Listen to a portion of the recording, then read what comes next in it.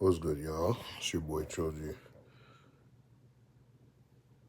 Now, it was a couple weeks ago or so, put up a video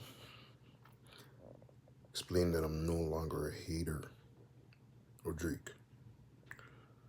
But today I wanted to speak on the haters of Drake and how they are trying to rewrite history. Currently, the narrative is that Drake is not authentic, right? Aside from the allegations, what can be pinpointed to try and make an argument is his mom is Jewish, he's Canadian, he's not authentic. He didn't grow up in America, which I just call the United States, because the entire continent is America, north, south, and central. That's a whole other conversation. But he didn't grow up there, he grew up in Canada. So that makes him inauthentic or unauthentic, not authentic to the hip hop conversation, even though his dad is black from Memphis. But let's go with that. Let's say the haters are able to correctly rewrite history and make it that Drake's contributions were solely Canadian culture, just Canadian music, Canadian Jewish music, if anything. As a Canadian, I have no problem with that, actually. But let's be real what the repercussions of that would mean.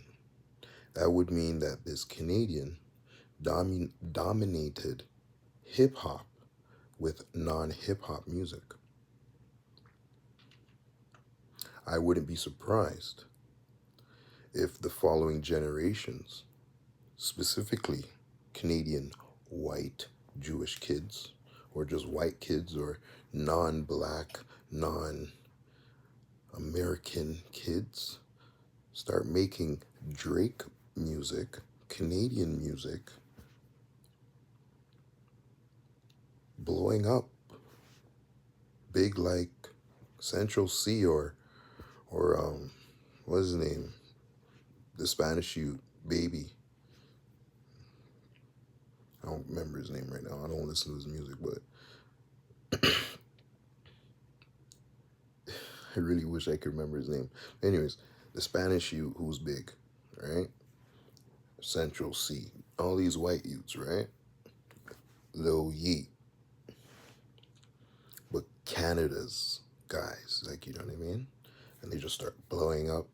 All the little Justin Biebers doing Drake music, but will not be stopped by any gatekeeper in the hip hop community because it's already known and assumed that they're not hip hop.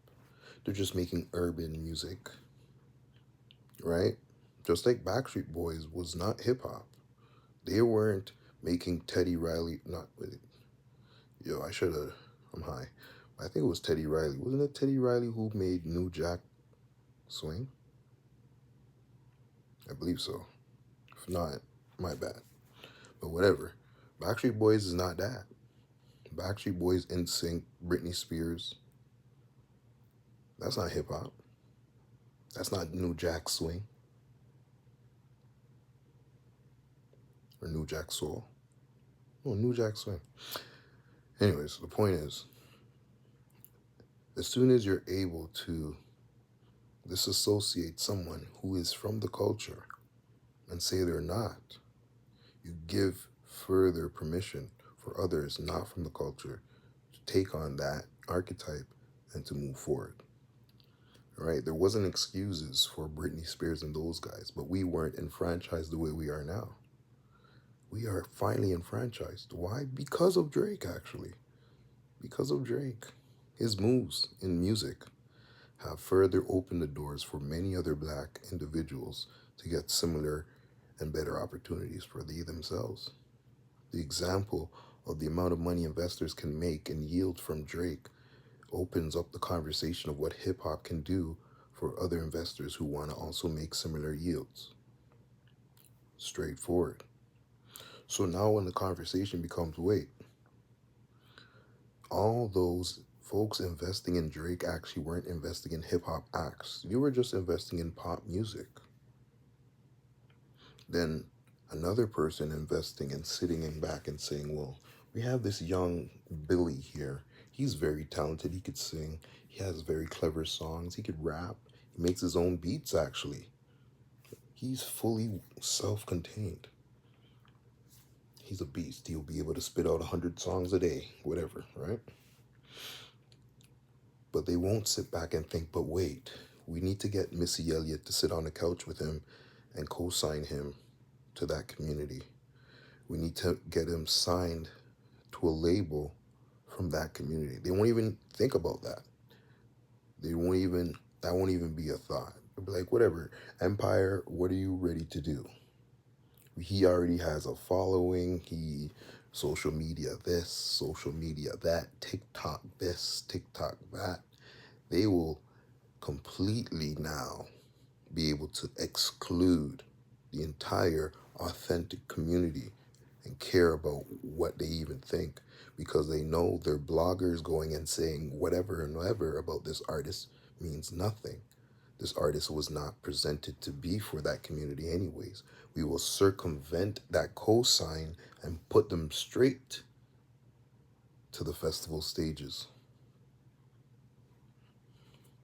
They did that with Lil Pump. Pump still needed the marketing and certain kinds of cosigns by other folks who were already co-signed within hip hop, right? And then kind of use the beef metric. If I can't be your friend and get your cosign, I'll be your enemy and get your cosign by being your enemy. It's a useful tactic.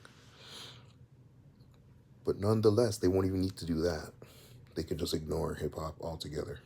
This is blah blah. This is not even hip hop. This is hop hip. Remember, Kendrick said it. They are not like us. We are not like them. We are making our music.